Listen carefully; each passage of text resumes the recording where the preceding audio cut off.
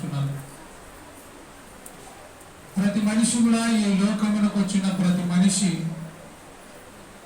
ఎన్ని సంవత్సరాలు బ్రతికినా కూడా ఒకరోజు దేవుడు పిలిచినప్పుడు ఈ లోకాన్ని వదిలిపెట్టి వెళ్ళిపోవలసిన వారుగా ఉన్నాం.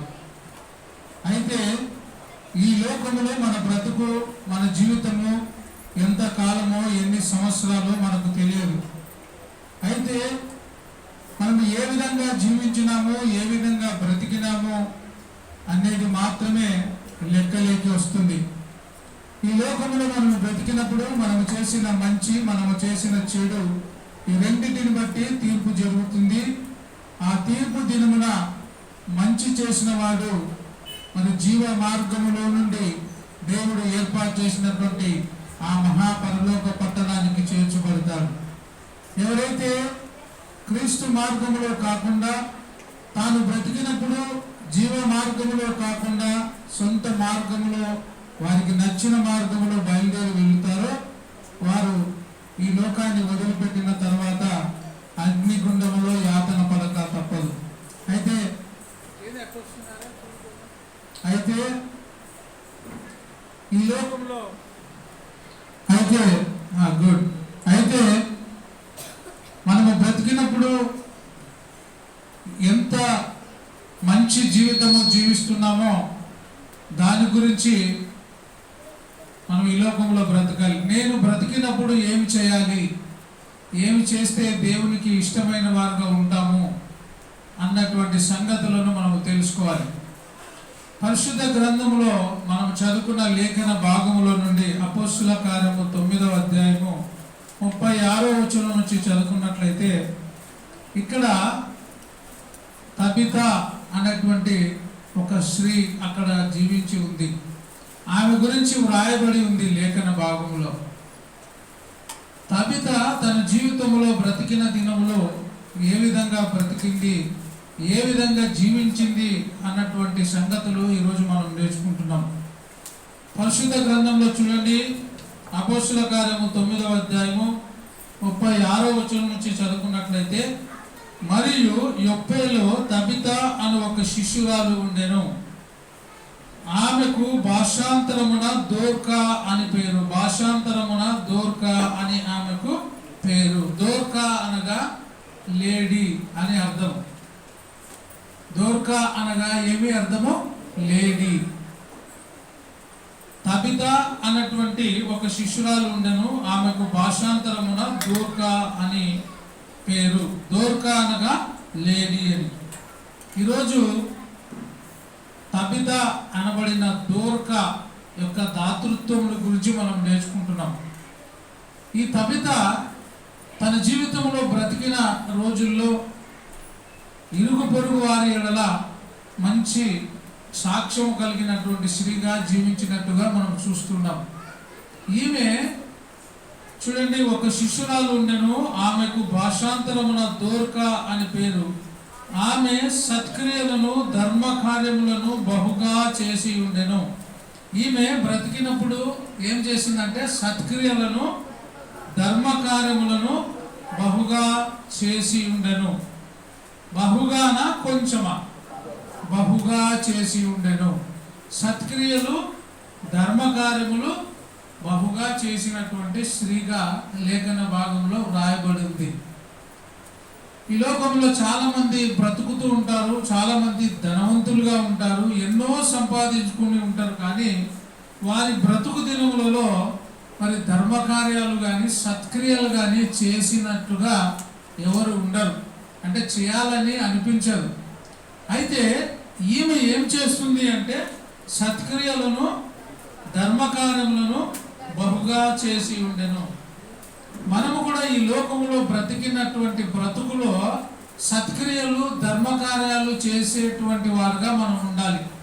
దేవుడు మనకిచ్చే దాంట్లోనే, ఇచ్చిన దాంట్లోనే ఇతరులకు సహాయము చేసేటువంటి మనస్తత్వము కలిగినటువంటి స్త్రీలుగా, పురుషులుగా జీవించాలి. అయితే అటువంటి మనస్తత్వం ఎంతమందికి ఉంది? దేవుడిచ్చిన దాంట్లో పేదలకు ఎంత సహాయం చేస్తున్నాము, దేవునికి ఎంతవరకు మనం కానుక సమర్పిస్తున్నాము, మన ఇరుగు పొరుగు వారికి ఎంత సహాయం చేస్తున్నాము, ఎన్ని సత్కార్యములు చేస్తున్నామో, ఎన్ని ధర్మ కార్యములు చేస్తున్నామో అది మన మనసుకు మాత్రమే తెలుసు. కొంతమంది అన్ని సంపాదించుకొని మూట కట్టుకొని ఉంటారు, కానీ ఎవరు కూడా ఎటువంటి సహాయము కానీ ధర్మ కార్యములు కానీ చేసేటువంటి మనసు కలిగిన వారుగా ఉండరు. అంటే మొత్తము నేనే అనుభవించాలి, మొత్తము నేనే తినాలి అనేటువంటి ఆశ కలిగిన వారుగా ఈ లోకంలో బ్రతుకుతుంటారు. కానీ ఈమె అయితే సత్క్రియలను ధర్మకార్యములను బహుగా చేసి ఉండెను. అయితే ఆ దినములలో కొంచెము ఏమైందంటే ఆమె కాయలా పడి చనిపోగా, అంటే అనారోగ్య స్థితిలో ఉండి ఆమె చనిపోయింది. మనం మొదటనే తెలుసుకుంటాం, ఏ మనిషి అయినా కూడా కాలము సమీపించినప్పుడు ఎన్ని సంవత్సరాలు బ్రతికినా కూడా ఒకరోజు ఏదో ఒక విధంగా ఈ లోకాన్ని వదిలిపెట్టి, ఈ లోకాన్ని శాశ్వతంగా వదిలిపెట్టి వెళ్ళవలసిన వారుగా ఉన్నాం. ఈ స్త్రీ కూడా బ్రతికిన దినములో సత్క్రియలు ధర్మకార్యాలు చేసి చాలా మంచి జీవితం జీవిస్తున్న ఈమెకు ఏం కలిగింది? కాయిలా పడి చనిపోయింది. అందరూ కాయిలా పడి చనిపోరు, అందరూ ఆరోగ్యంగా ఉండి చనిపోరు. మరణము అందరికీ వస్తుంది, మరణము అందరూ చెందక తప్పదు. కానీ ఎవరి మరణము ఏ విధంగా ఉంటుందో ఎవరికి తెలియదు. మరణము అనేది రహస్యమైనది. మరణము అందరికీ ఒకే విధంగా రాదు, కానీ మరణము మాత్రం రాక తప్పదు.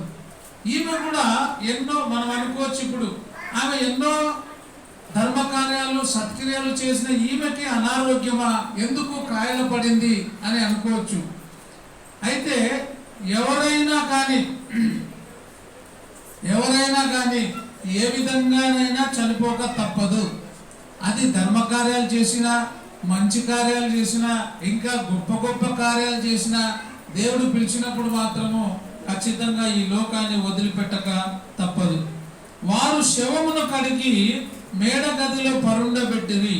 లుద్ద యొప్పేకు దగ్గరగా ఉండుట చేత పేతురు అక్కడ ఉన్నాడని శిష్యులు వెళ్ళి అతడు తడువు చేయక తన యొద్దకు రావాలనని వేడుకొనుటకు 2 మనుషులను అతని యొద్దకు పంపిరి. అయితే మరొకసారి పై భాగంలోనికి పోతే దోర్కా యొక్క దాతృత్వాన్ని మనం తెలుసుకోవడానికి ముందుగా ఈమె ఎవరు అంటే, మొట్టమొదటిగా యొప్పేలో తబితా అని ఒక శిష్యురాలు ఉండేను. ఈమె ఎవరు అంటే ఒక శిష్యురాలు. శిష్యరికము అనేది చాలా గొప్పది. అంటే ఒక యజమాని దగ్గర శిష్యరికము చేయడం అన్నమాట. అయితే దేవుని మాటలో ఎవరు శిష్యులు, ఎప్పుడు శిష్యులు అంటే అపోస్తుల కార్యం 11వ అధ్యాయము 29వ వచనము చదువుకుంటే, వారు కలిసి 1 సంవత్సరం అంతయు సంఘములో ఉండి బహుజనులకు వాక్యము బోధించిరి. మొట్టమొదట అంతియొకయలో క్రైస్తవులు శిష్యులు అనబడిరి. అంతియొకయలో క్రైస్తవులు శిష్యులు అనబడిరి అని మనం చూస్తున్నాం. ఇప్పుడు ఈ తబితా కూడా శిష్యురాలు అంటే అర్థం ఏమంటే దేవుని వాక్యము ఎరిగినటువంటి స్త్రీ. ఆమె దేవుని వాక్యమునకు లోబడినటువంటి స్త్రీ. ఆ దేవుని వాక్యము విని దేవుని మాట ప్రకారంగా నడుచుకుంటూ ఉంది. కాబట్టే ఈమె ఏం చేసింది అంటే సత్క్రియలు ధర్మకార్యాలు బహుగా చేస్తూ ఉండేది. అంటే శిష్యరికము క్రీస్తుని ఎరిగినటువంటి స్త్రీగా ఇక్కడ మనం చూస్తున్నాం. వారు కలిసి 1 సంవత్సరం అంతయు సంఘములో ఉండి బహుజనులకు వాక్యమును బోధించిరి. తర్వాత మొట్టమొదట అంతియొకయలో శిష్యులు క్రైస్తవులు అనబడిరి. అంటే ఈ క్రైస్తవులు అనబడిన వారిలో ఈమె కూడా ఎవరు? ఒక శిష్యురాలు. శిష్యురాలు కాబట్టే క్రీస్తు చెప్పిన మార్గంలో నడుస్తూ ఉంది. క్రీస్తు చెప్పిన మాటలు ఆమెకు ఏమైనవంటే వంటబడినవన్నమాట. అందుకే తనకు కలిగినటువంటి దాంట్లో దాతృత్వముతో ఏం చేస్తుంది? ధర్మకార్యాలు సత్కార్యములు చేస్తూ ఉన్నట్టుగా మనం చూస్తున్నాం. ఆమె శిష్యురాలు, తర్వాత సత్క్రియలు చేసేది, ధర్మకార్యాలు చేసేది. ఆమె ఎవరు అంటే మొట్టమొదటగా ఆమె ఒక టైలర్. ఎవరు ఆమె? ఒక బట్టలు కుట్టేటువంటి టైలర్. తర్వాత ఎవరు ఆమె అంటే భక్తి కలిగినటువంటి స్త్రీ. భక్తి కలిగినటువంటి స్త్రీ. దేవుని యందు భయభక్తులు కలిగినటువంటి స్త్రీ, యెహోవా యందు భయభక్తులు కలిగిన స్త్రీ ఏమైతుందంట? కొనియాడబడును అని. ఈ స్త్రీ ప్రభువులో కొనియాడబడుతుంది. తాను జీవితంలో బ్రతికిన ఆ దినాలను జ్ఞాపకం చేసుకుంటున్నారు. ఒక మనిషి జీవితాన్ని ముగించినప్పుడే ఆ వ్యక్తి ఆడవాళ్ళైనా మగవాళ్ళైనా, మంచి వాళ్ళ చెడ్డవాళ్ళ, వాళ్ళు చేసిన మంచి పనులేమి చెడ్డ పనులేమి అనేటివి ఎప్పుడు బయటకు వస్తాయంటే ఈ లోకాన్ని వదిలిపెట్టిన తర్వాతనే అన్ని బయటకు వస్తాయి. ఈ స్త్రీ కూడా, ఈ తబిత అన్నటువంటి ఈ స్త్రీ లోకాన్ని వదిలిపెట్టి మరి శాశ్వతమైన నిద్రలోనికి వెళ్ళింది. మరి అపోస్తుల కార్యము ఎఫెసీయులకు రాసిన పత్రిక 5వ అధ్యాయము 1వ వచనములో ప్రియమైన పిల్లల వలె దేవుని పోలి నడుచుకొనుడి అనే మాట అక్కడ రాయబడి ఉంటది. ఎవరి వలె? ప్రియమైన పిల్లల వలె దేవుని పోలి నడుచుకొనుడి. అంటే దేవుని పోలి నడుచుకునేటువంటి స్వభావం కలిగినటువంటి స్త్రీ. మనము కూడా ఎవరిని పోలి నడుచుకోవాలి? దేవుని పోలి నడుచుకోవాలి. దేవుని పోలికగా పుట్టిన మనము దేవుని స్వభావమును, దేవుని యొక్క లక్షణాలను మనం కలిగి జీవించాలి. ఈ దోర్క అంటే లేడీ అనేటువంటి అర్థాన్ని పొందుతుంది ఇక్కడ. మరి ఈ దోర్క తబితగా తన జీవితంలో ముందుకు కొనసాగుతూ వచ్చింది. ఈమె జీవితము చాలా పేదరికముతో కూడినదిగా కనపడుతుంది. ఒక టైలర్ అంటే రోజువారీ జీవనము కొనసాగించుకునేది. అంటే తాను పుట్టిన దాంట్లో కొద్దిగా తీసుకుని ఏం చేసింది? దాతృత్వాన్ని వెదజల్లుతూ ఉంది ఆమె. మనం కూడా మనకున్న దాంట్లో దాన్ని భాగం చేసుకోవాలి. ఇది దేవునికి, ఇది పేదవారికి, ఇది కుటుంబానికి అనేటువంటిది విభజించుకొని మనం ముందుకు పోవాలి. దేవుడు మనకు ఎంత ఇచ్చినాడో దాంట్లో మనం ఒక నిర్ణయాన్ని తీసుకోవాలి. అంటే సత్కార్యములు చేయడానికి, ధర్మకార్యములు చేయడానికి, దేవుని పని కోసము, దేవుని సంఘ అభివృద్ధి కోసము, దేవునికి కానుక ఇవ్వడం కోసము ఆ విధంగా మన జీవితంలో నిర్ణయించుకొని ముందుకు పోవాలి. ఈమె జీవితంలో ఒక శిష్యురాలుగా కూడా పేరు పొందింది. అంటే దేవుని వాక్యము ఎరిగినటువంటి స్త్రీ.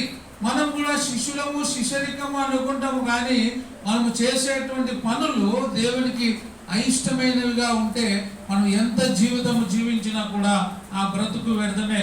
మత్తయి సువార్త 5వ అధ్యాయం 16వ వచనములో మనుషులు మీ సత్క్రియలను చూచి, మనుషులు ఎవరి సత్క్రియలు అంటే మనము చేసినటువంటి మంచి పనులు, ఈ లోకంలో మనము బ్రతుకుతున్నటువంటి బ్రతుకు, ఆ సత్క్రియలను చూచి పరలోకమందున్న మీ తండ్రిని మహిమపరచునట్లు వారి ఎదుట మీ వెలుగును ప్రకాశింపనీయుడి.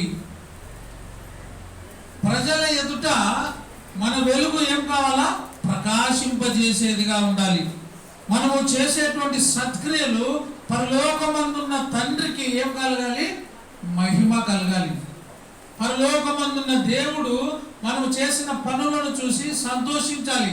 భలా నమ్మకమైన నా కుమార్తె, భలా నమ్మకమైన నా కుమారుడా అని చెప్పే విధంగా మనము చేసేటువంటి సత్క్రియలు ఉండాలి. మనము చేసే ప్రతి పనిని కూడా ఎవరు చూస్తున్నారు? దేవుడు చూస్తూ ఉన్నాడు. దేవుని కన్నులు లోకమందంతటా సంచారము చేస్తూ ఉన్నాయి. అవి మనము ఏమి చేస్తూ ఉన్నామో వాటన్నిటిని జాగ్రత్తగా పరిశీలన చేస్తున్నాయి దేవుని కన్నులు. ఆయన కన్నులు కప్పి మనం ఏమి కూడా చేయలేం. ఆయన కన్నుల ఎదుట నుండి తప్పించుకున్న మానవుడు ఎవరు కూడా లేరు. అందుకే నీవు నేను ఎక్కడ ఉన్నా కూడా సత్క్రియలు, ధర్మకార్యాలు చేయడం ఎన్నటి కూడా మర్చిపోవద్దు. దేవుని శిష్యులుగా మనము ఉండాలి, ధర్మకార్యములు చేసేవారుగా ఉండాలి. దేవుడు మనకిచ్చిన కొద్ది సంపాదనలోనే మనము మంచి పనులు చేసేటువంటి వారుగా ఈ లోకంలో బ్రతకాలి. రోమీలకు రాసిన పత్రిక 2వ అధ్యాయము 7వ వచనం చదువుకున్నట్లయితే సత్క్రియలను ఓపికగా చేయించు. సత్క్రియలను ఎట్లా చేయాలి? ఓపికగా. ఎప్పటి వరకు చేయాలి? మన జీవితము ముగించేంత వరకు కూడా దేవుడు మనకిచ్చిన దాంట్లో మనము మంచి పనులు నిరంతరము చేయాలి, ఓపికగా చేయాలి. మనకు ఉన్నా లేకపోయినా ఎంత ఉన్నా అంతలోనే మనము సత్క్రియలు, ధర్మ కార్యాలు, మంచి కార్యాలు చేసేవారుగా మనం ఉండాలి. అందుకే సత్క్రియలను ఓపికగా చేయించు మహిమను, ఘనతయు, అక్షయతను వెతుకు వారికి నిత్య జీవము ఇచ్చును. మహిమ, ఘనత, అక్షయతను వెతుకు వారికి నిత్య జీవము మనకు కలిగే విధంగా, నిత్య జీవం మనం పొందుకునే విధంగా మనం ఏం చేయాలి అంటే సత్క్రియలు ఓపికగా చేయాలి. ఓపిక అనేది చాలా విలువైనది. ఓర్పు గొప్ప ద్రోహకార్యము జరగకుండా చేస్తుంది. మన జీవితంలో కూడా ఓర్పు, ఓపిక అనేది చాలా చాలా చాలా అది అలవర్చుకోవాలి. చాలా చాలా అది మన జీవితంలో భాగస్వామ్యం కావాలి. అందుకే ఈ సత్క్రియలు, ధర్మకార్యాలు, దేవుని యందు భయభక్తులు ఎప్పటికీ మనం కలిగి ఉండాలి. సత్క్రియలను ఎట్లా చేయాలంట? ఓపికగా చేయించు. ఆ సత్క్రియలు ఓపికగా చేయడం వలన మహిమయు, ఘనతను, అక్షయతను మనం వెతికితే మనకి ఏం కలుగుతుంది అంటే నిత్య జీవాన్ని మనం పొందుకుంటాం. నిత్య జీవం ఇచ్చేది ఎవరు? నిత్యము మనము జీవించడానికి మనకు అధికారాన్ని ఇచ్చినది ఎవరు? యేసు ప్రభు. ఇదిగో నేనే మార్గము, నేనే సత్యము, నేనే జీవమునై ఉన్నాను. ఆ జీవము, నిత్య జీవము, నిరంతరము నువ్వు జీవించేటువంటి నిత్య జీవాన్ని ఇచ్చేటువంటి జీవాధిపతి అయిన దేవుడు చెప్పిన మార్గములో, ఆయన చూపినటువంటి నీతి మార్గములో మనము నిరంతరము నడచవలసిన వారుగా ఉన్నాం. రోమీలకు రాసిన పత్రికలోనే 2వ అధ్యాయము 10వ వచనంలో సత్క్రియలు చేయు ప్రతివానికిని మొదట యూదునికి, గ్రీకు దేశస్థునికి కూడా మహిమయు, ఘనతయు, సమాధానమును కలుగును. ఏ జాతి లేకుండా అందరూ కూడా ఆయన యందు భయభక్తులు కలిగి సత్క్రియలు చేయు వారికి నీతి, ఘనత, సమాధానము కలుగుతుంది. కాబట్టి ఈమె మొట్టమొదటగా దేవుని యొక్క శిష్యురాలు, రెండవది సత్క్రియలు చేసేది, మూడవది ధర్మకార్యములు చేసేటువంటి స్త్రీ. చూడండి, లూకా సువార్త 11వ అధ్యాయము 41వ వచనంలో, కాగా మీకు కలిగినవి ధర్మము చేయుడి. లూకా సువార్త 11వ అధ్యాయము 41వ వచనం. లూకా సువార్త 11వ అధ్యాయము 41వ వచనం చదువుతున్నా చూడండి. 41వ వచనం, 41, కాగా మీకు కలిగినవి ధర్మము చేయుడి, అప్పుడు మీ కన్నీయు శుద్ధిగా ఉండును. మీకు కలిగినది ఏం చేయాలంట? ధర్మము చేయాలి. ఈమె ఏం చేస్తుండేది? తబిత సత్క్రియలు, ధర్మకార్యములు ఎట్లా బహుగా చేస్తూ ఉండేది. సత్క్రియలు, ధర్మకార్యాలు. మనం ఏదైనా చేయాలంటే కొంతమంది అన్నిటికీ నాకు తెలియదు అంటుంటారు. కానుక ఇచ్చేది కూడా మాకు తెలియదు అంటారు. ధర్మం చేసేది మాకు తెలియదు, కానుక ఇచ్చేది మాకు తెలియదు. ఎప్పుడైనా ఎవరైనా వచ్చినారనుకో, ఎవరైనా నీకు సాయం చేయమని అడిగినా అనుకో, నీ ఇంటికి ఒక భిక్షగాడు వచ్చినాడు, నీకు తోచినది ఇవ్వాలి కానీ ఎంత ఇవ్వాలా అని అడుగుతారా ఎవరైనా? పక్కలోనే అన్న ఎంత ఇవ్వాలి ఆయనకి, మా ఇంటికాడికి వచ్చినాడు అడుగుతావా? పక్కలోని ఎంత ఇవ్వాలో నాకు తెలియదు, ఆయనకి ఎంత ఇవ్వాలా అని అడుగుతావా? అట్లా అడిగితే నువ్వు అజ్ఞానివే. దేవునికి ఎంత ఇవ్వాలో కూడా అడగాలా? అది ఎవరిని అడగాల? సేవకునికే కదా. ఎంత ఇవ్వాలో నాకు తెలియదు, చెప్పు నేను ఇస్తా అనాలా? దేవునికి ఇచ్చేదైనా, ధర్మకార్యము చేసేదైనా, సత్క్రియలు చేసేదైనా ఒకరు చెప్తే నువ్వు చేసేది కాదు. ఎవరికి రావాలా ఆ ఆలోచన? నీకే రావాలా. అందుకే మనకుండే సంపాదన ఎంతో దాంట్లో మనం విభజించుకోవాలి. నీ కుటుంబానికి పాత నిబంధన కాలంలో ఏమని చెప్పింది దేవునికి? ఎంత? దశమ భాగము ఖచ్చితంగా ఇవ్వాలి అని. దశమ భాగం అంటే అర్థమేమి? 10వ వంతు. 100 రూపాయలు మన సంపాదన అయితే ఎంత ఇవ్వాలా? ఖచ్చితంగా నువ్వు 10 రూపాయలు కానుక వేయాలా. 1000 రూపాయలు అయితే ఎంత వేయాలా? 100 రూపాయలు వేయాల్సిందే. కానీ కొత్త నిబంధన గ్రంథంలో దేవుడు అంత కండిషన్ నీకు పెట్టలేదు. ఏమన్నాడంటే నీకే వదిలేసినాడు. నీకు వర్ధిల్లిన కొలది నువ్వు కానుక ఇవ్వు. అది కూడా ఎట్లా ఇయ్యాలా? సనుగు కొనకయు బలవంతంగా కాక, పిసినారితనముతో కాక, దాతృత్వంతో, మంచి మనసుతో నువ్వు దేవునికి కానుక ఇయ్యాలి. ఇది దేవుడు నేర్పినటువంటి మాట. అందుకే ఈ తబిత కూడా ఎట్లా ఇచ్చింది? సత్క్రియలు, ధర్మకార్యాలు ఎవరో చెప్తే చేసింది కదా. ఆమెనే చేసింది. ఆమె గొప్ప పండితురాలు కాదు, గొప్ప ధనవంతురాలు కాదు. ఆమెకున్న దాంట్లోనే ఒక టైలర్గా ఒక బట్టలు కుట్టి సంపాదించేటువంటి ఈ స్త్రీ తనకున్న దాంట్లోనే, దేవుడిచ్చిన దాంట్లోనే ఇంత గొప్ప కార్యాలు చేసుకుంటూ వచ్చింది. కాబట్టి నీవు నేను కూడా దేవుని కోసము నేను ఎంత ఇవ్వాలి, దేవుని సంఘ అభివృద్ధి కోసము నేను ఎంత ఇవ్వాలని. కొంతమంది ఎంత సంపాదించినా దేవునికి ఇచ్చే విషయంలో, ధర్మము చేసే విషయంలో, ఇతరులకు సహకరించే విషయంలో ఎప్పుడు కూడా ముందరకు రారు, వెనకనే ఉంటారు. చాలా మంది ముందు ఉంటారు దేవుని పని కోసం. కాబట్టి మనం కూడా ఎట్లుండాలా? వెనకుండాలా, ముందు ఉండాలా? ఎప్పటికి కూడా ముందు మనము కలిగి ఉండాలి. మన స్వభావము, మన వ్యక్తిత్వము దేవుని కోసము, దేవుని పని కోసము, దేవుని సంఘ అభివృద్ధి కోసము మనం ఆలోచన కలిగిన వారుగా ఉండాలి. ఈ స్త్రీ చూడండి, దేవుని యొక్క శిష్యురాలుగా సత్క్రియలు, ధర్మకార్యాలు, దేవుని యందు భయభక్తులు కలిగిన స్త్రీగా ఉంది. ఆమె చేసే పని ఏమి? ఒక టైలర్గా జీవిస్తుంది. అందుకే చాలా మంది మనుషులను చూస్తే చాలా విచిత్రమైతుంది. 100 రూపాయలు సంపాదిస్తున్నప్పుడు ఎంత ఇస్తాడు తెలుసా? కానుక 100 రూపాయలు సంపాదించేటప్పుడు 20 రూపాయలైనా ఇస్తాడు. అదే అతనికి 1000 రూపాయల సంపాదన అయితే ఏం చేస్తాడు? దేవునికి ఇచ్చేది తగ్గిపోతుంది. 100 రూపాయలు సంపాదిస్తేప్పుడు 20 రూపాయలు ఇచ్చినాడు. 1000 రూపాయలు సంపాదిస్తే ఎంత వస్తుంది? 10 రూపాయలకి డౌన్ అయిపోతుంది, గ్రాఫ్ తగ్గిపోతుంది. సంపాదన పెరిగిపోతే దేవునికి ఇవ్వడం ఏమవుతుంది? తక్కువైపోతుంది. చాలా మంది అటువంటి వాళ్ళుగా ఉంటారు. నీ సంపాదన పెరిగే కొద్దీ దేవునికి ఇవ్వడం కూడా ఏముండాలా? పెరగాలి. నీ చెయ్యి ఎప్పుడు ముందరికి ఉండాలి దేవునికి ఇవ్వడం విషయంలో. అందుకే దాతృత్వాన్ని మనం కలిగి ఉండాలి, ధర్మకార్యాలు చేసేవారుగా ఉండాలి. కాగా మీకు కలిగినది ఏం చేయాలంట? ధర్మము చేయుడి. అప్పుడు మీకన్నీ ఎట్లా కనపడతాయి? శుద్ధిగా కనపడను. ధర్మాలు చేసేవారుగా ఉండాలి, దేవునికి ఇచ్చేది వారుగా ఉండాలి.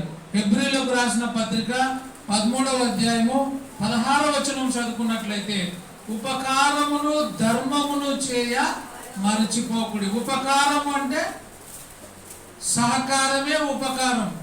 ఇతరులకు సహాయము చేయడము, ధర్మము చేయడము ఏం చేయకూడదు? మర్చిపోకూడదు. ఉపకారము, ధర్మము దేవునికి ఇవ్వడం కూడా మర్చిపోకూడదు. చాలా మంది ఆదివారం కానుక తెచ్చుకోవడం కూడా మర్చిపోతారు, బైబిల్ తెచ్చుకోవడం కూడా మర్చిపోతారు. ఇటువంటి వాళ్ళుగా మనం జీవిస్తుంటాం. ఏముండాలో మన చేతిలో ప్రార్థనకు వస్తేప్పుడు మన దగ్గర ఇచ్చినట్లు ఎవరు ఈ బైబిల్ ఉచితంగా ఇస్తాం. బైబిల్ తీసుకొని చర్చికి రాని నాయనా, చర్చికి రానమ్మా తల్లి అని ఇస్తే బైబిల్ తీసుకొని ఎడబెడతాం. ఎడబెడతారు. ఈ అన్నం ఉంటుందిలే. ఇంకా కొంతమంది యాది కనపడితే తెచ్చుకుంటారు బైబిల్ చర్చికి. నేను ఒక ఆమె చేతిలో చూసిన, అటుపోయిన ఆదివారం అనుకుంటా, పెద్దది లాంగ్ నోట్ బుక్ పట్టుకొని వచ్చింది. అది పోనీ రాసుకుంటుందేమో అంటే అది రాదు, చదువు రాదు. మళ్ళీ ఆ బుక్ ఎందుకు తెచ్చుకునేదో ఏం కథ నాకు తెలియదు. ఏముండాలా మన చేతుల? నీకు చదువు రానే రాకపోని నీ చేతిలో ఏముండాలా? బైబుల్ ఉండాలా. అది ఆశీర్వాదం. స్త్రీలు మార్కెట్ పోయినాక నుంచి ఊరుకపోతారు. అక్కడ దండిగా అనుకో ఏం చేస్తారడా? ఒక 10 రూపాయలు ఇచ్చి సంచి కొనుక్కుంటామా లేదా? ఆ నుంచి సంచితో వస్తారు. మనం కూడా దేవుని సన్నిధికి వచ్చినప్పుడు, దేవుని యొక్క ఆరాధనకు వచ్చినప్పుడు మన చేతుల్లో ఖచ్చితంగా బైబిల్ ఉండాలా. అది ఆశీర్వాదం. ఈ స్త్రీ ఏమంటుంది చూడండి, ఇక్కడ దేవుని మాటలో వ్రాయబడి, ఉపకారము ధర్మము చేయ మర్చిపోకూడదు. మరుపు అనేది రాకూడదు మనకి. ఉపకారము ధర్మము చేయ మర్చిపోవద్దండి అని చెప్తుంది. టాబ్లెట్లు అయితే మర్చిపోతామా? ఇంట్లో చెప్తాం కదా. నేను కానీ కూడా ఎప్పుడైనా పోతే అదో మధ్యాహ్నం టాబ్లెట్లు కూడా పెట్టు, ఒకవేళ ఏమన్నా భోంచేస్తే ఆనే మాత్రాలు వేసుకుంటా, ఆరోగ్యం కోసం కదా. ఊరు పోతున్నాం అనుకో, ముఖ్యంగా ఏం పెట్టుకున్నారా అని అడుగుతారు. అన్ని పెట్టుకో, మాత్రాలు పెట్టుకుంటే అబ్బా టాబ్లెట్లు పెట్టుకో. ప్రార్థనకు వచ్చేటప్పుడు కూడా ఏముండాలా? మర్చిపోకుండా వాక్యము మనం చదువుకుంటకు, వాక్యము మన దగ్గర ఉంటే అది ఆశీర్వాదం. తర్వాత ఉపకారము ధర్మమును చేయ మర్చిపోకుడి, అట్టి యాగములు మనుషులకు ఇష్టము. దేవునికి ఇష్టము. ఎవరికి ఇష్టమైంది వాక్యంలా? అట్టి కార్యము దేవునికి ఇష్టము. ఏ కార్యాలు? ఉపకారము ధర్మము చేయడము దేవునికి. ఈ తబిత చేసిన పని ఎవరికి ఇష్టం ఉంది? అందుకే ఆమె ధర్మం చేసింది, సత్కార్యాలు చేసింది. ఈమె చేసిన పని ఎవరికి ఇష్టమైంది? ఈరోజు మనం చేసే పని కూడా ఎవరికి ఇష్టం ఉండాలా? దేవునికి ఇష్టమై ఉండాలి. దేవునికి ఇచ్చేది ఎవరికి ఇచ్చినట్టు? మనం కానుక చేస్తున్నప్పుడు నువ్వు ఎవరికి ఇచ్చినట్లు? దేవునికి ఇచ్చినట్టు. కానుక ఇస్తున్నప్పుడు దేవుని లెక్కలో మనం వేస్తున్నట్టు. మన అకౌంట్ యాడ ఉంటుంది, మన జమ ఎక్కడైతుంది? మనం వేసే ప్రతి కానుక ఎక్కడ లెక్క ఉంటుంది? దేవుని ఎదుట లెక్క ఉంటుంది. కాబట్టి మనం ఇతరులకు సహాయం చేసిన, ఇతరులకు ధర్మం చేసిన, సత్కార్యం చేసిన, దేవుని సన్నిధిలో కానుక వేసిన, ఇవన్నీ కూడా దేవునికి ఇష్టమైనటువంటి యాగము, దేవునికి ఇష్టమైనటువంటి పనులు. గలతీలకు రాసిన పత్రిక 6వ అధ్యాయము 9వ వచనంలో, మనము మేలు చేయుట యందు విసుకక ఉందము. దేంట్లో విసుకకుండా ఉండాలంట? మేలు చేయుట యందు విసుకక ఉందము. మేలు చేయుటలో విసుకకుండా ఉండాల. ఇతరులకు మేలు చేసేటువంటి స్వభావం మనం కలిగి ఉండాలి. ఒకవేళ నీకు చేత కాకపోతే నువ్వు మేలు చేయొద్దు, కానీ కీడు మాత్రము చేయకుండా ఉండాలి. అందుకే దేవుడు చెప్తున్నాడు, మనము మేలు చేయుట యందు విసుకక ఉందము. మనము అలయక మేలు చేసితిమే, తగిన కాలమందు మనము పంట కోస్తాం. తగిన కాలమందు ఏం కోస్తామో? పంట. మేలు చేస్తే ఆ మేలు మరలా మనకు వస్తుంది. ఎప్పుడు? తగిన కాలమందు. నీకు అవసరమైనప్పుడు నువ్వు చేసిన మేలే మరలా నీకు తిరిగి వస్తుంది. నువ్వు చేసిన చెడే నీకు మరలా తిరిగి వస్తుంది. ఒక బంతిని బాగా గట్టిగా బలంగా గోడ కొట్టినామంటే అది ఎక్కడొస్తుంది? మళ్ళా నీకే వస్తుంది.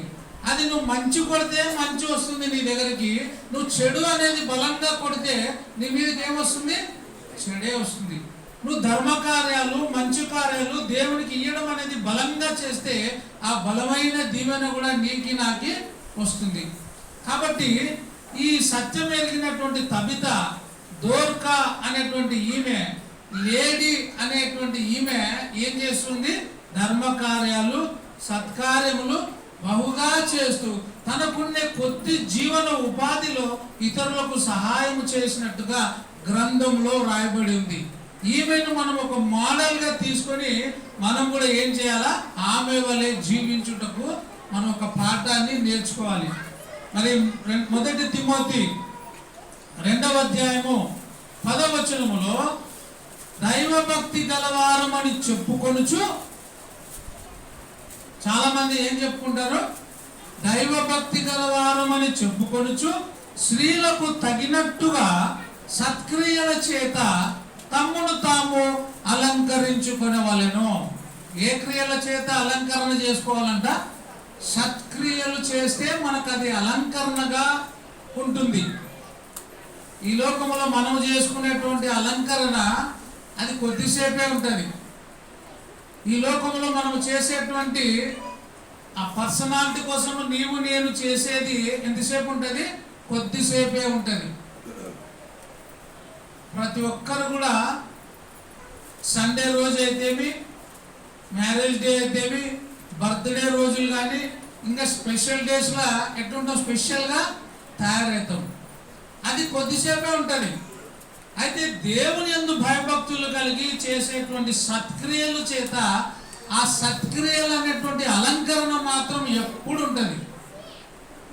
ఇతరులకు సహాయం చేసి, ధర్మకార్యములు చేసి, సత్కార్యములు చేస్తే ఆ అలంకరణ, దాని ద్వారా వచ్చే అలంకరణ ఎప్పుడు ఉంటుంది మనకి. అందుకే ఇక్కడ దైవభక్తి గలవారు అని చెప్పుకొనుచు స్త్రీలకు తగినట్టుగా సత్క్రియల చేత తమ్మును తాము అలంకరించుకొనవలెను. దేని చేత అలంకరించుకోవాలా? సత్క్రియల చేత. పురుషులైనా స్త్రీలైనా. ఒక్కసారి ఇక్కడ కూర్చున్న మనం అందరం కూడా మన మనసును ప్రశ్న వేసుకుంటే, నేను ఎన్ని మంచి కార్యాలు చేసినాను, ఎన్ని ధర్మ కార్యాలు చేసినాను, దేవుని కోసం నేను ఏమిస్తున్నాను, నా సంపాదనలో నేను ఎంత ఇస్తున్నాను అని మనం ప్రశ్న వేసుకుంటే సమాధానము మనకే తెలుస్తుంది. ఎవరో చెప్పాల్సిన అవసరం లేదు. నీ మనసుకు తెలుసు, నిన్ను సృష్టించిన సృష్టికర్తకు తెలుసు. నీవు ఎన్ని మంచి కార్యములు చేసినావు, ఎన్ని ధర్మ కార్యాలు చేసినావు, ఎంత భక్తి కలిగి ఉన్నావో దేవునికి మాత్రమే తెలుసు. 2వ తెస్సలోనిక 3వ అధ్యాయము 13వ వచనం చదువుకుందాం. 2వ తెస్సలోనిక 3వ అధ్యాయము 13వ వచనం. సహోదరులారా, మీరైతే మేలు చేయటలో విసుగవద్దు. మేలు చేయటలో ఏం పడొద్దు? విసుగు చెందొద్దు. నువ్వు ఒక మంచి పని చేస్తున్నావంటే, ఒకరికి మేలు చేయడానికి నువ్వు బయలుదేరుతున్నావంటే విసుకోవద్దు. అంటే నిరంతరము చేయి. నిరంతరము చేయాల్సిన పని ఏమంటే సత్కార్యములు, ధర్మకార్యములు, దేవుని కార్యాభివృద్ధి. ఎప్పటికీ నిరంతరం మనం ఈ పనులలో ముందుకు పోవాలి. అందుకే సహోదరులారా, మీరైతే అంటే మనకే చెప్తుంది, మనమైతే మేలు చేయట యందు ఏం చేయకూడదు? విసుకోవద్దు. బా ఎన్నిసార్లు చేయాలబ్బా, ఎన్నిసార్లు చేయాలబ్బా, ఇన్నిసార్లు చేయాలా, ఇంత చేయాలా అని అనుకోవద్దు. నీకు దేవుడు ఇచ్చిన దాంట్లో మరలా నీకు ఎంత ఇవ్వాలో అంత ఇస్తూనే ఉండాలి. నువ్వు ఎంత ఇస్తే దేవుడు నీకు నువ్వు ఇచ్చిన దానికంటే ఎక్కువగా ఇస్తాడు. ఎంత ఇస్తాడు? ఒక మనిషి ఎట్లా ఆశీర్వదించబడతాడంట? మనకున్న దాంట్లో దేవునికి ఇష్టం ఉంటే మన జీవితము 30 60 100 స్టెప్ బై స్టెప్ మనం ఆశీర్వదించబడతాం. కానీ దేవుని పనిలో, దేవుని పని సహకారంలో విసుకక ఉండు అని చెప్తుంది. మేలు చేయట యందు విసుకక ఉండు, విసుకోవద్దు అని చెప్తుంది. మత్తయి సువార్త 25వ అధ్యాయం 35వ వచనం నుంచి చదువుకున్నట్లయితే, మత్తయి సువార్త 25వ అధ్యాయము 35వ వచనం నుంచి చదవండి. మత్తయి సువార్త 25వ అధ్యాయము 35వ వచనం నుంచి చూడండి. ఇక్కడ నేను ఆకలి కొంటిని, మీరు నాకు భోజనము పెట్టితిరి. దేవుడు గొర్రెలను మేకలను విభజించి ఉన్నాడు. వేరు చేసినప్పుడు మాట్లాడుతున్నటువంటి మాట. ఆయన అంటున్నాడు, నేను ఆకలి కొంటిని, మీరు నాకు భోజనము పెట్టితిరి. దేవునికి భోజనం పెడతారా ఎవరైనా? దేవునికి డైరెక్ట్ పిలిచి భోజనం పెడతావా? ఆయన మాట అన్నప్పుడు వాళ్ళు అనుకుంటుంటారు, మేమెప్పుడు నీకు భోజనం పెడతామి, నువ్వు ఎప్పుడు ఆకలి కొంటివి, ఎప్పుడు మేము నీకు భోజనం పెడతామి. దేవుడు ఈరోజు నీతో కూడా అన్నాడు అనుకో, నా కుమార్తె నేను ఆకలి కొన్నప్పుడు నువ్వు నాకు అన్నం పెడతావి అంటే మనకు కూడా ఆశ్చర్యం కదా. దేవునికి ఎప్పుడు పెట్టినా అబ్బా నేను డేవిడ్ నువ్వు నాకు అన్నం పెట్టినావు అని దేవుడు అంటే డేవిడ్ కూడా అనుకుంటాడు, నేను కూడా అనుకుంటాను, నేను ఎప్పుడు పెట్టినా దేవునికి అని. దీంట్లో మర్మం ఏమంటే ఇతరులకు ఉపకారము ధర్మము చేస్తే అది ఎవరి ఖాతా లేకపోతుంది అని చెప్పినా నేను దేవుని లెక్క లేకపోతుంది. నువ్వు ఇచ్చే కానుక దేవుని యొక్క ఖజానా లేకపోతుంది. నువ్వు చేసేటువంటి ధర్మము, నువ్వు చేసేటువంటి సహాయము దేవుని లెక్కలోకి పోతుంది. అందుకే ఇక్కడ చెప్తున్నాడు, నేను ఆకలి కొంటిని, మీరు నాకు భోజనం పెడితే, నేను దప్పికొంటి, నాకు మీరు ఏమిచ్చినారు? దాహము. యేసు ప్రభు చెప్తున్నాడు. ఇది మనకు కూడా ఆశ్చర్యమే కదా. ఇప్పుడు తబిత ఏమేం చేసింది? సత్క్రియలు, ధర్మ కార్యాలు చేసింది. అది ఎవరి దగ్గర పోయింది? ఎవరు లెక్క లేకపోయింది? దేవుని యొక్క ఖాతా లేకపోయింది. ఈరోజు నువ్వు చేసే మంచి పని, నువ్వు చేసే ధర్మ కార్యము, నువ్వు ఇచ్చే కానుక ఎవరి లెక్క లేకపోతుంది? దేవుని లెక్క లేకపోతుంది. పరదేశునై ఉంటిని, నాకు నేను పరదేశిగా అంటే ఎవరు లేని వారుగా నేను ఉంటిని, మీరు నన్ను చేర్చుకుంటిరి. నేను వస్త్రము లేకుండా ఉంటే నాకు బట్టలు ఇస్తుంది. పేదవాళ్ళకి ఇస్తే ఎవరికి ఇచ్చినట్లా?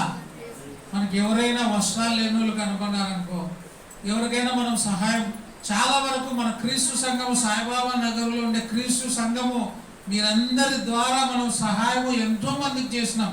అది ఎవరు చేసినట్ట? మనం అందరం. లాస్ట్ ఇయర్లో మనము ఆ చెంచుగూడెంలో, అంటే అక్కడ చెంచోళ్ళు ఉంటారు కదా, చిన్న పిల్లలకు మనం సహాయం చేసేవి. అది ఎవరు చేసినట్లా? వాళ్ళ కళ్ళలో ఆనందము మాతో పాటు వచ్చిన వాళ్ళు చూసినారు. రవి ఉన్నాడా? వాళ్ళ సంతోషం పట్టలేకుండా పోయింది. ఇవన్నీ నీవు చేసిన కార్యాలు, నేను చేసిన కార్యాలు, మనం అందరం చేసినవి ఎవరు చేసినట్లా? దేవునికి చేసినట్లు. ఆ సన్న బియ్యం మనం ఇచ్చినవి వాళ్ళు అసలు ఆడ తినడం కరువు అంట. అది తిని వాళ్ళు అంటారు, అసలు ఈ బియ్యము ఎక్కడ, ఎట్లా ఉంది? ఆ పాత బట్టలైనా చాలా సంతోషపడినారు. వాళ్ళు చూస్తే చీరలు సరిగా లేవు, బట్టలు సరిగా లేవు, తిండి సరిగా లేదు, స్నానము సరిగా చేయడం లే. అంటే ఏ మంచి కార్యమైనా దేవునిలో మనం చేసే కార్యము ఎవరికి లోకపోతుంది? దేవునికి పోతుంది. అందుకే నేను వస్త్రము లేకుండా ఉంటిని, మీరు నాకు బట్టలు ఇచ్చితిరి. రోగినై ఉంటి, నన్ను చూడవచ్చితిరి. రోగులకు కూడా మనం సాయం చేసింది సంఘం ద్వారా. విజయవాడలో ఉండే సేవకుని కూతురు చనిపోతే ఆయనకు మనం సాయం చేసింది. ఇదంతా ఎవరు చేసినట్ట? దేవుని చేసినట్టే. ఆపదలో పాపం ఆయన కూతురు సడన్ గా చనిపోయింది. తండ్రి కొడుకులు ఇద్దరు తండ్రి కూతురు బండి మీద పోతున్నారు. సడన్ గా వచ్చి కొట్టేసరికి ఆన్ ది స్పాట్ లా సేవకుని కూతురు చనిపోయింది. వాళ్ళకి మనం సాయం చేయమని అడిగినప్పుడు సంఘము ద్వారా మనం సాయం చేసి దాదాపుగా 20,000 పైచీలకు మనం వాళ్ళకి ఇచ్చినాం. అంటే ప్రతిదీ నువ్వు పేదలకు కానీ, దరిద్రులకు కానీ, బట్టలు లేని వారికి కానీ, సంఘములో కానుక ఇవ్వడం ద్వారా కానీ, ఇవన్నీ ఎవరి దగ్గర పోతుంది? దేవుని దగ్గర పోతుంది అని మనం గ్రహించాలి. చెరసాలలో ఉంటిని, నా యొద్దకు వస్తుంది. సంఘంలో ఎవరైనా రోగిగా ఉన్నారు, మనం పోయి ప్రార్థన చేసి వచ్చినామనుకో, అది ఎవరి దగ్గర పోయినట్ట? దేవుని దగ్గర పోయినట్ట. కష్టాల్లో ఉన్నప్పుడు మనం వాళ్ళని పోయి పరామర్శించినామనుకో, ఎవరిని పరామర్శించినట్ల? దేవుని పరామర్శించినట్లు. అందుకు నీతిమంతులు, ప్రభువా, ఎప్పుడు నీవు ఆకలి కొని ఉండుట చూచి నీకు ఆహారం ఇచ్చితిమి. ఆశ్చర్యమే కదా. ప్రభువా, ఎప్పుడు నువ్వు ఆకలి కొని ఉంటే మేము ఆహారం ఇస్తిమి, నువ్వు తప్పికొంటే మేము ఎప్పుడు నీళ్ళు ఇస్తిమి, నువ్వు ఎప్పుడు పరదేశిగా ఉంటే మేము చేసుకుంటుమి, నువ్వు దిగంబరిగా ఉంటే మేము ఎప్పుడు బట్టలు ఇస్తిమి, నువ్వు ఎప్పుడు రోగిగా ఉండుటైనను, చెరసాలలో ఉండుటైనను చూచి నీ యొద్దకు వస్తిమి అని దేవుణ్ణి అడుగుతున్నాను. ఆశ్చర్యమే కదా. ఇప్పుడు ప్రభు మేము ఎప్పుడు చేసినాము? మనం కూడా అనుకోవచ్చు, మేము ఎప్పుడు చేసినాము అంటే, మీరు ఇంతకుముందు చేసినవన్నీ కూడా ఎవరు చేసినట్ట? నాకు చేసినట్లే అంటాడు ఆయన.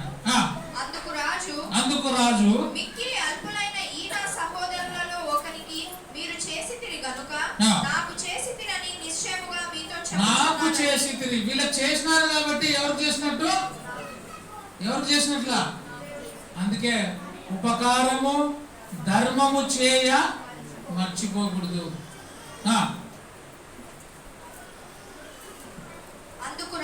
అందుకు రాజు అల్పులైన ఈ నా సహోదరులలో ఒకనికి మీరు చేసిదిరి గనుక నాకు చేసిదిరని నిశ్చయముగా మీతో చెప్పుచున్నానని వారితో అనును. అప్పుడు ఆయన ఎడమ వైపున ఉండి వారిని చూచి శపించబడిన వారులారా నన్ను విడిచి అపవాదికిని వారి దూతలకును సిద్ధపరచబడిన నిత్యాగ్నిలోనికి పోవుడి. ఎడమ వైపున ఉండి వారిని చూసి ఏమంటాడు? మీరు నిత్య అగ్నిలోనికి వెళ్ళండి. ఎందుకంటే మీరు మీ జీవితంలో ఎప్పుడు కూడా ఉపకారము ధర్మములు చేయడము మర్చిపోయినారు, చేయలేదు. అప్పుడు వాళ్ళతో అంటున్నాడు, నేను ఆకలి కొని ఉంటిని, మీరు నాకు ఆహారము పెట్టలేదు. నేను తప్పికొంటిని, మీరు దాహము ఇయ్యలేదు. నేను దిగంబరిగా ఉంటే మీరు నాకు బట్టలు ఇయ్యలేదు. కొంతమంది ఏమిటికి ఇయ్యరు. ఒక సామెత ఉంది హిందీలో, ఒకరికి కానుక వేసాం అనుకున్నాడంట. వాడు ఏమనుకున్నాడంటే, దేవా నువ్వు నాకు ఇస్తే తేరాబి మేరా తేరాబి మేరా మేరాబి మేరా అన్నాడంట. నీది నాకే, నాది కూడా నాకే అన్నాడు. ఒకడేమన్నాడు, తేరాబి తేరా మేరాబి మేరా, నీది నీకే ఉండని నాది నాకే ఉండని, నేను నీకు ఇయ్యను నువ్వు నాకు ఇయ్యదు అన్నాడు. ఒకడేమన్నాడు, మేరాబి తేరా తేరాబి తేరా, అంటే నాది నీకే నీది కూడా నీకే. మనం ఎట్లున్నాం? తేరాబి మేరా మేరాబి మేరా, నీది నాకే కావాలా, నాది కూడా నీకే కావాలా.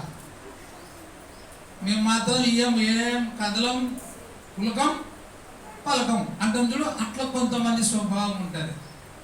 ఇక్కడ చాలా చక్కగా తబిత తన జీవితంలో ఒక చిన్న, నాకు తెలిసి ఆమె టైలర్గా కుట్టి ఆ కార్యం చేసిందంటే చాలా గొప్ప ధన్యత, చాలా గొప్ప జీవితం.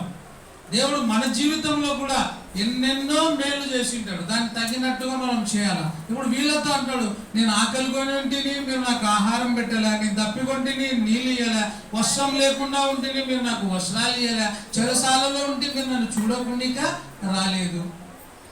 ఇంకేమంటాడు? అందుకు వారు, వీళ్ళకు కూడా డౌట్ వచ్చింది. వాళ్ళకు వచ్చినట్టేనే వీళ్ళకి వచ్చింది. ఏమంటారు? మేమెప్పుడు రాలేదు ప్రభువా. అందుకు వారును, ప్రభువా మేమెప్పుడు నీవు ఆకలి కొని ఉండుట అయినను, దప్పికొని ఉండుట అయినను, పరదేశివై ఉండుట అయినను, దిగంబరివై ఉండుట అయినను, రోగివై ఉండుట అయినను, చెరసాలలో ఉండుట అయినను చూచి నీకు ఉపచారము చేయకపోతిమని ఆయనను అడిగెదరు. అందుకు ఆయన మిక్కిలి అల్పులైన వీరిలో ఒకరికైనను మీరు ఇలాగు చేయలేదు గనుక నాకు చేయలేదని మీతో నిశ్చయముగా చెప్పుచున్నాను. మీతో నిశ్చయ, వీళ్ళకి ఎవరికి చేయలే కాబట్టి నాకు మీరు ఎప్పుడు చేయలే. నాకెందుకో ఈ మాటలు ధర్మము సహాయము సత్కారం ఉన్నప్పుడల్లా ఒక ఆయన గుర్తొస్తాడు. ఆయన బాగా ధనవంతుడు, పెళ్లి కాలే ఏం కాలే, ధనవంతుడు, చాలా డబ్బున్న మనిషి. ఆయనతో పాటు మేము కూడా అప్పుడప్పుడు పోతే ఆయన అంటుండే ఒక మాట, ఎవరైనా భిక్షగాలు వస్తే అయ్యా సాయం చేయంటే ఏమంటున్నా, ఏం లేదు తల్లి మాకే, ఏం లేదు నువ్వే ఇచ్చిపో అంటున్నా. ఏం లేదు తల్లి మాకే, నువ్వే ఇచ్చిపో అని. మళ్ళీ చేనులు ఉన్నాయి, పొలాలు ఉన్నాయి, ఇండ్లు ఉన్నాయి, మిద్దె ఉంది, అన్నీ ఉన్నాయి, పెళ్ళి కూడా కాలే. కానీ ఏమంటాడు, ఏం లేదు తల్లి నువ్వే ఏమన్నా ఇచ్చిపో అడుక్కునేట్టుగానే ఉంటే అంటాడు. అయ్యా అన్నమన్నా పెట్టండి, ఏం లేదు నువ్వే అడుకొచ్చుకునేది ఉండే పెట్టు అని. ఎంత దౌర్భాగ్యమైన జీవితం కదా. కనీసం ఆమె 4 సార్లు వస్తే ఒక్కసారైనా ఇవ్వాలి కదా, వచ్చినప్పుడల్లా అదే మాట నేనా. అందుకే దేవుడు అంటాడు, వాళ్ళు అడిగినప్పుడు ఆయన అంటాడు, ఈ నా సహోదరులలో ఒకరికి నువ్వు చేయలేదు కాబట్టి నాకు నువ్వు చేయలేదు. మనము కూడా బ్రతికినప్పుడు మంచి పనులు చేసినా చనిపోయినప్పుడు మంచిగా వస్తుంది రిజల్ట్. బ్రతికినప్పుడు ఇష్టం వచ్చినట్టు బ్రతికితే, ఈ ధనవంతుడితో దేవుడు అంటున్నాడు, అబ్రహాం అంటాడు, నేనెందుకు ఈ అగ్నిగుండంలో యాతన పడుచున్నాను అంటే, అబ్రహాం అంటాడు, కుమారుడా, ముద్దుగా అంటుండే ఆయన, కుమారుడా నీవు నీ జీవితంలో, నీ జీవిత కాలంలో నీకు ఇష్టమైనట్టుగా నువ్వు బ్రతికితివి. ఎట్లా? నీకు ఇష్టమైనట్టుగా బ్రతికినావు నాయన. నీకు అన్నీ ఉన్నా కూడా దేవుడు అంటే నీకు భయం లేదు, భక్తి లేదు. ఈ దరిద్రుడైన లాజరు తనకున్నే దాంట్లో ఆ ధనవంతుడు పడేసిన రొట్టె ముక్కలు ఏరుకొని తిన్నా కూడా దేవుని యందు భయభక్తులు కలిగి ఉన్నాడు. కాబట్టి అతడు చనిపోయినప్పుడు ఎక్కడున్నాడు? అబ్రహాము రొమ్మున ఆనుకొనుటకు తీసుకొని పోబడినాడు. ఈరోజు నువ్వు నేను కూడా ఏం చేస్తున్నాము అనేటువంటి ఒక ప్రశ్న మనం వేసుకోవాలి. ఈ దోర్క అంటే తబిత అనేటువంటి ఈ స్త్రీ యొక్క జీవితాన్ని మనము ఒక మాదిరిగా తీసుకొని నా జీవితంలో నేను కూడా తబిత వలె ఇతరులకు సహాయం చేసేటువంటి సత్కార్యాలు, ధర్మకార్యములు చేసేటువంటి స్త్రీగా, పురుషుడిగా నేను కూడా ఉండాలి అనే ఆశ ఉండాలి. అది చేస్తే ఎవరు చేసినట్ల? దేవునికి చేసినట్లు అని మనం చూస్తున్నాం.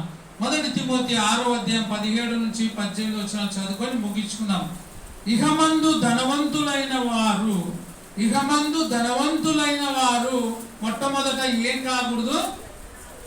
గర్విష్ఠులు కాక. ఇహమందు ధనవంతులైన వారు ఏం కాకూడదు? గర్విష్ఠులు కాకూడదు. ధనవంతుడైతే గర్వం వస్తుంది.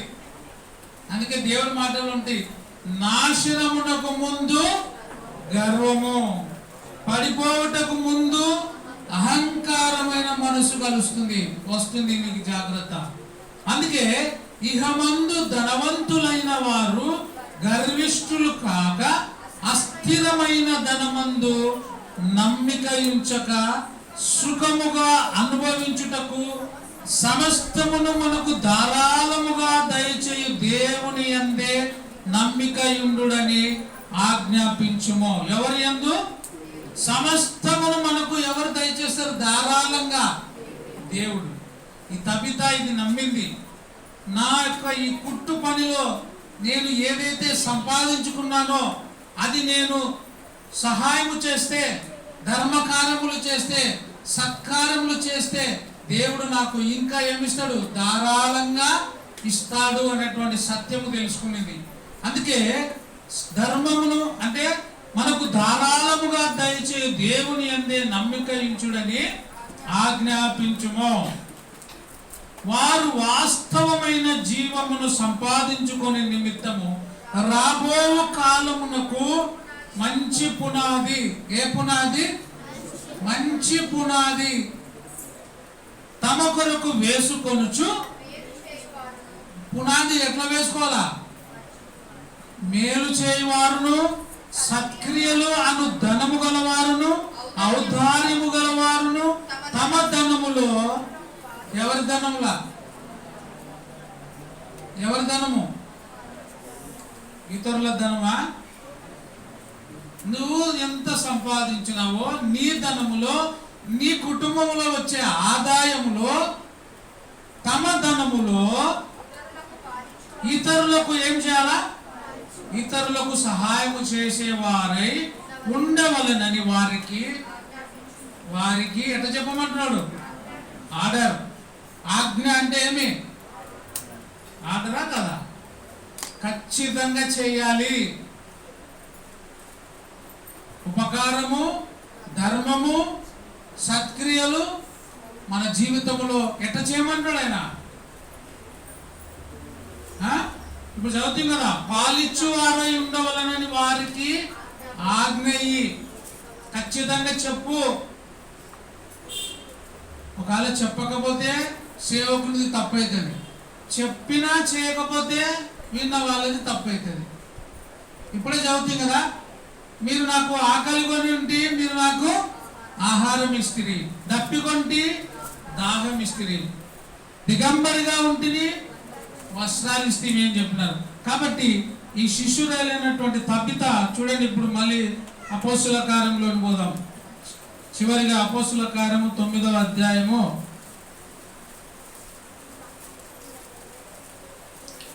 38. లుద్దా యొప్పేకు దగ్గరగా ఉండుట చేత పేతురు అక్కడ ఉన్నాడని శిష్యులు వెళ్ళి అతడు తడవు చేయక తమ యుద్ధకు రావాలని వేడుకొనుటకు 2 మనుషులను అతని యుద్ధకు పంపిరి.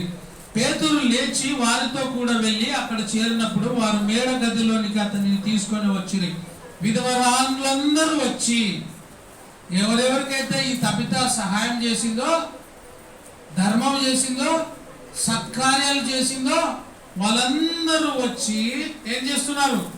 ఏడ్చుచు దోర్క తమతో కూడా ఉన్నప్పుడు కుట్టిన అంగీలను వస్త్రములను చూపుచు అతని ఎదుట నిలిచిరి. ఎవరు ఎదుట? యేసు ప్రభు ఎదుట నిలబడినారు. ఇదిగో ఆమె బ్రతికినప్పుడు చేసింది చూడండి అని చూపిస్తూ ఉన్నారు. ఈరోజు మనము కూడా చనిపోతే దేవుని ఎదుట చూపియాలి. ఇదిగో వీళ్ళు చేసినటువంటి మంచి పనులు అని చూపిస్తే అప్పుడు ఆయన అంటాడు, బలా నమ్మకమైన మంచి దాసుడా, మంచి దాసురాలా, మీరు బ్రతికినప్పుడు ఈ సత్కార్యాలు ధర్మకార్యాలు చేసి నాకు ఇచ్చినారు కాబట్టి దేవుడు ఏర్పాటు చేసిన నిత్య రాజ్యంలోనికి మీరు వెళ్ళండి అని చెప్తాడు. ఒకవేళ మనము సత్క్రియలు ధర్మకార్యాలు చేయకుండా ఉంటే అందరు పట్టుకొని నిలబడతారు. ఏం పట్టుకుంటారో, ఈయన చేసిన చెడ్డ పనులు అని చెప్తాడు. అప్పుడేమంటాడు ఆయన? చెడ్డ దాసుడా, చెడ్డ దాసురాలారా, మీరు ఇతరులకు చేయక ఉండడం ద్వారా నాకు చేయలేదు కాబట్టి మీకోసమే ఏర్పాటు చేసిన నిత్య అగ్నిలోనికి మీరు వెళ్ళండి అని చెప్తాడు. కాబట్టి ఈ తబిత తన జీవితంలో చేసినటువంటి సత్కార్యాలు ధర్మకార్యాలు ఏ విధంగా కొనియాడబడినావో మనము చేసే మంచి పనులు దేవుని ఎదుట కొనియాడబడే విధంగా ఈ లోకంలో బ్రతకాలని వాక్య భాగం ద్వారా తెలియజేస్తున్నాను. ప్రతి మనిషి తన జీవితంలో బ్రతికినన్ని రోజులు దేవుని యందు భయభక్తులు కలిగి ప్రతి ఆదివారం అపోస్తుల బోధ యందును సహవాసమందును రొట్టె విరుచుటయందును ప్రార్థన చేయటందు ఎడతెగగా ఉండాలని ప్రభు పేరిట మీకు మనవి చేస్తూ ముగిస్తున్నాను. వందనాలు అందరికీ.